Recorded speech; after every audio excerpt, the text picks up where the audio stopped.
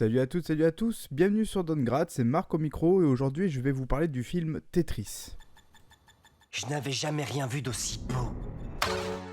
J'ai joué à Tetris pendant à peine 5 minutes, mais je vois encore des blocs tomber dans mes rêves. C'est de la poésie, l'art et les maths collaborant dans une bouleversante harmonie. C'est le jeu parfait. Tetris. Annoncé durant l'été 2020 puis confié à John S. Bird à la réalisation, le film raconte la bataille pour les droits d'exploitation du jeu Tetris dans les années 80 sur fond d'une URSS qui vit ces dernières années. On y suit alors le périple de Hank Rogers, campé par l'acteur Taron Egerton, que vous connaissez probablement grâce au film Kingsman, qui misera son va-tout sur le jeu et son succès pressenti, notamment sur la Game Boy de Nintendo qui s'apprête à envahir le monde. C'est donc sous la forme d'un proto-thriller quasi historique que le film déroule sa narration et tous les éléments clés menant à la commercialisation du jeu partout dans le monde, tout en usant des codes traditionnels offerts par le cadre d'une guerre froide. Espionnage, KGB, rivalité Est-Ouest et jeunes soviétiques rêvant secrètement de porter des jeans Levi's et de boire du Coca-Cola.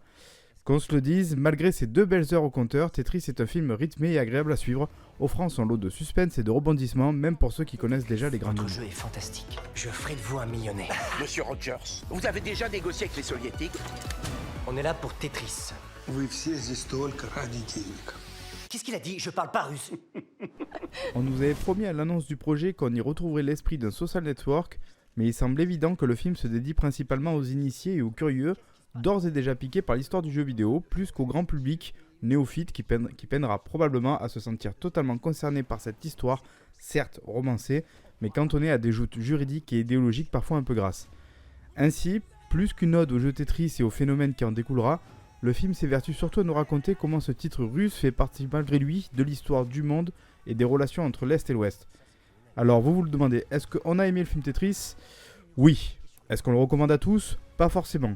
Mais si vous êtes intéressé par l'industrie du jeu vidéo ou par l'histoire de Tetris, ou plus généralement par la curiosité de voir ce qu'on peut faire comme adaptation de jeux vidéo avec un jeu a priori très difficile à adapter, vous pouvez d'ores et déjà aller sur Apple TV pour voir le film, et nous on vous dit donc bon visionnage.